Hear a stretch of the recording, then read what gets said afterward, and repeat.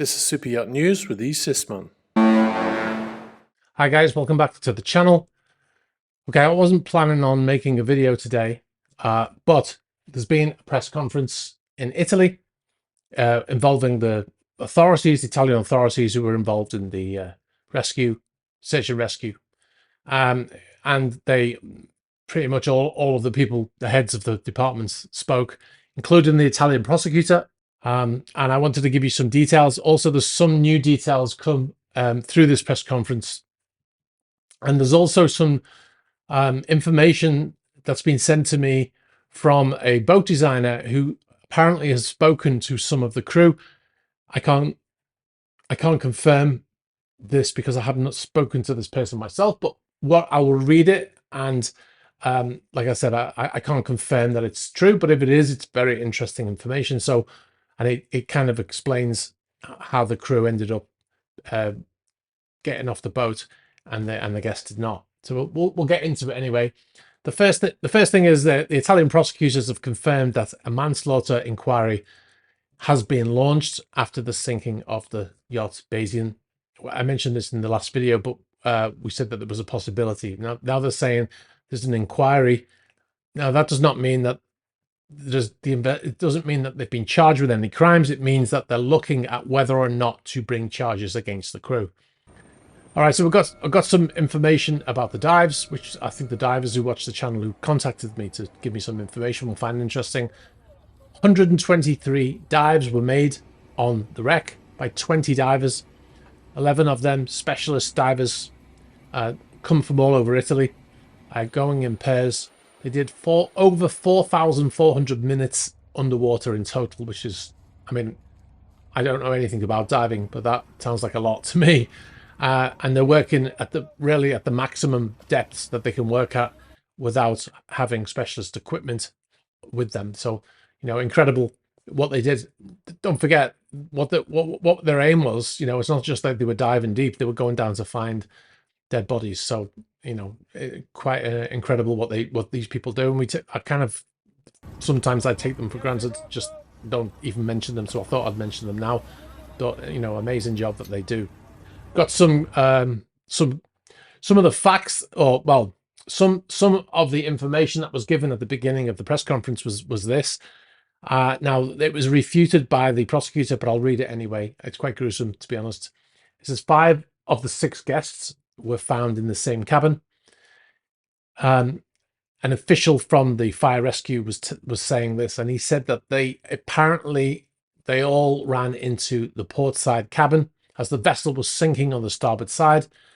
5 of the 6 were in this one cabin. Now, apparently, none of them was staying in that cabin on the trip, and they believe that the official from the fire rescue service believes that they were going in there trying to flee, and they were found trying to hide in there. That's what he said. That the guests were trying to hide, and you know, they were going onto the higher side of the vessel.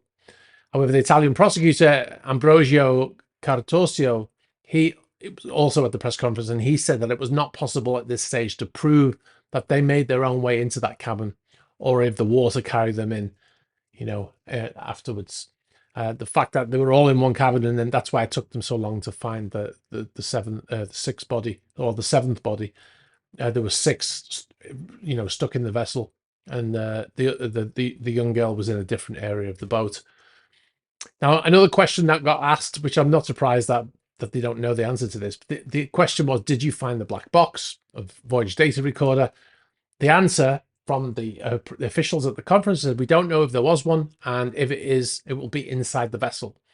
Now, as we said in an earlier video, there will not be a black box or a VDR present, as the yacht wasn't required to carry one based on class regulations. So unless somebody went out of the way and said, look, I want a VDR, there won't be one, because most of these vessels are built to class. The class states it doesn't need one, so they won't have one, right? The owners only generally get involved in the stuff that they want, like, you know, pizza ovens and wood floors and what have you. So they don't really get involved in that side of it. So the almost certainly will not be a VDR. I've been scanning photographs to see and I can't find any photographs to suggest that there might be one. Now, what do I mean by that? There is a device. This is the answering the other part of that question. He says if there is a VDR, it'll be inside the vessel. That's not strictly true. There is a slight correction. The VDR is on the bridge when they have one, but there's also a capsule that fits to the top of the vessel. And if the vessel sinks, to make it easier, they can send someone down or a robot down, and they can just pop that capsule off and bring it up to the surface. So yeah, if there is one, there would be a capsule on the top, but I don't think there will be one. So that's a dead end for the press who are asking about that. Another thing that they almost certainly won't have is something that we call a PAGA, which is a public address system. If you've ever been on a cruise ship, you'll hear them saying, "Hello, this is the captain speaking," blah, blah, blah. And also when they do drills and they do the alarms, then they come on and they tell you what's happening. Well, on any vessel under 3,000 gross tons, that is not a requirement. So most of them don't have them. Now, they will have the alarm. So if there was a general alarm, if the captain was going to abandon ship, then he would have that facility, but he wouldn't have the bit where he speaks to a public address system. Now, another question from the press was, how is it possible that the captain of a ship like this is not being examined psychologically? Remember, this was in Italian and translated into English. The reporter said 7 people have died. If there are twin ships, I heard there are twin ships. And the question kind of got it was a bit confusing because the translator's translating on the fly, you know. So the answer was that they know there are some ships that are similar but not identical. And they also said that the crew are all in shock and they've sustained injuries as well. And we want to look after the crew's well-being first, and then we'll talk to them later. That was the official answer. Now, as to a twin ship, they talk about sister ships. There's 10 yachts built by Perini Navi, but Bayesian was the only sloop design, the only yacht with a single mast. All the others have 2 masts, I believe. I might be wrong on that, but I know that this was the only vessel that had that giant single mast. Now, this is an important thing because so far, and especially with the Mr. What's his name, Giovanatti from Italian Sea Group, he's been blaming the crew, very quick to blame the crew. But obviously, he has interests, you know, to look after in a company, and but what people are not really taking into account. He's saying that he held up things saying, look, there was a storm coming, so all of the guests should have been with life jackets on. I mean, if you did that every time there was a storm, nobody would ever go to sea because everyone would be terrified thinking they were going to die, right? You don't get people in life jackets just because there's a storm. There was no prior warning that there was going to be any tornado or anything like that. But what they were saying in this press conference is there may have been a downburst, also sometimes known as a microburst. A microburst is a small downburst, I believe. I'm not an expert on this by any means, but they said yes. They think there may have been a downburst. Yes, this is the answer now. However, it's very hard for satellites to record this type of event because they happen only for a few seconds. So that's what they said. Now, if you don't know what a downburst is, I've got this from, I think it was Wikipedia. It says a downburst is a strong downward and outward gushing wind system that emanates from a point source above and blows radially. That is, in straight lines in all directions from an area of impact at surface level. Capable of producing damaging winds, it may sometimes be confused with a tornado, where high velocity winds circle a central area and air moves inward and upward. These usually last for seconds to minutes, and downbursts are particularly strong downdrafts within thunderstorms.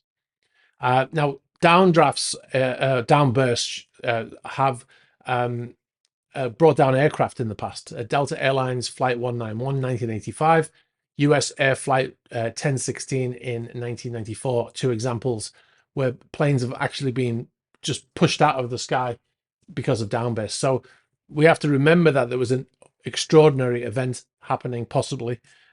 So it's not, you know, you can't just automatically blame the crew. I've seen a lot of comments on my videos and on videos on other channels saying, you know, why did the crew leave the guests on board? I'm going to get into that shortly, actually. Another question was, will the crew have to stay in Italy? And the answer was they'll need to be questioned again, but they cannot be detained unless they are charged with a crime. So effectively, the crew would be allowed to leave once they're done having their medical treatment and being questioned by the authorities. Now, one of the things they were talking about in the press conference is they were talking about testing the water for hydrocarbons. And it produced a lot of questions from the press about, is this to figure out if the engines were running or not?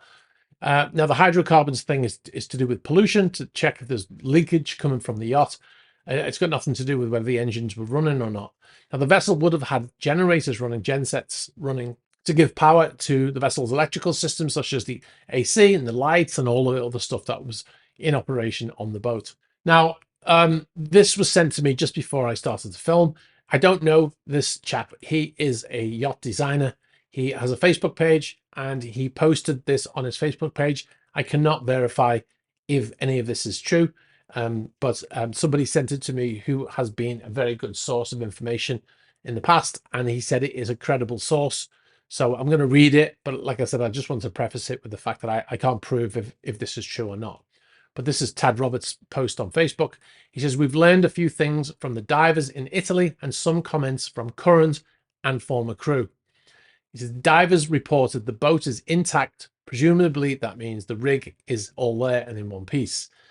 She's lying on the bottom at a 90-degree heel angle. So she's laying over to our starboard side, which is why the mast is not sticking up out of the water, which I never even thought of. So it's got a 75-meter mast. It's in 55 feet of water. If the boat was sitting on its bottom, then the mast, you'd be able to see the mast, right?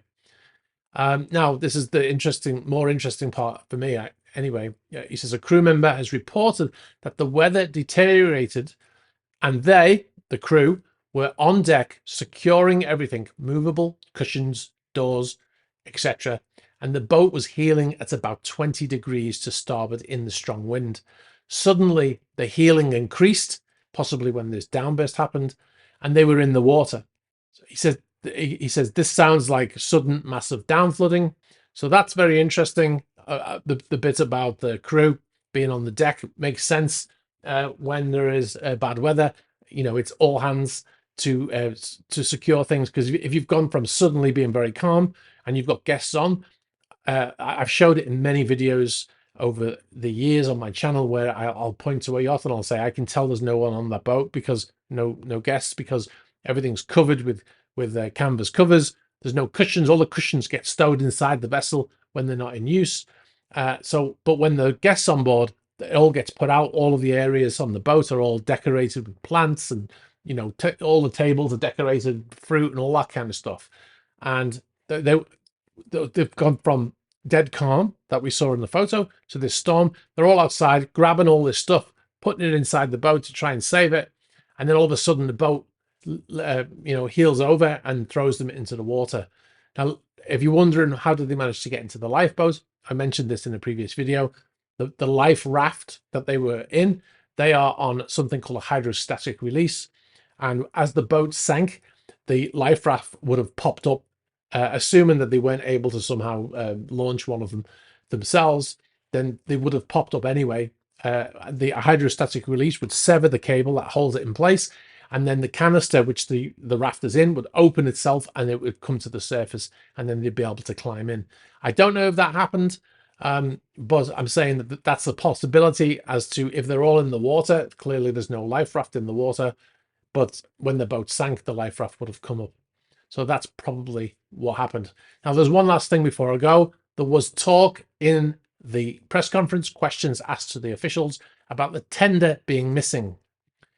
This question was asked to the investigators, but a clear answer wasn't given as to whether or not the tender was missing. So the reason why this is an important question is because if the tender is missing, it could point to the tender being in the water, right? The only rational reason why the tender might be missing is because the tender's in the water. If the tender's in the water, then the one of the doors would have been open, like the lazarette door or the stern door, most likely the stern door. What I believe they did is they'd have the stern door open, they'd have the boat, the tender would be there, and then when the guests wanted to go out, the crew would get in the tender there and then drive it round to the lazarette door and pick them up. That's what I've been told by an ex-crew member who worked on these boats for many years. So now when the boat is, when the tender is put away, they would stow it in a tender garage, which is on the foredeck, and they'd lift it up with a crane and put it in. And I believe there's a door that goes on. Now, if there's no cover and the tender's missing, that is easily explainable, that it floated away when the boat sank, right? But the tender being missing, if it is missing because it wasn't clarified, it could point to some doors being open on the vessel. All right, guys, I'm going to wrap up there. I just wanted to bring you that information. Like I said, I wasn't planning on doing a video today, but I think there was some very interesting and important information in this video. So I wanted to put it out there.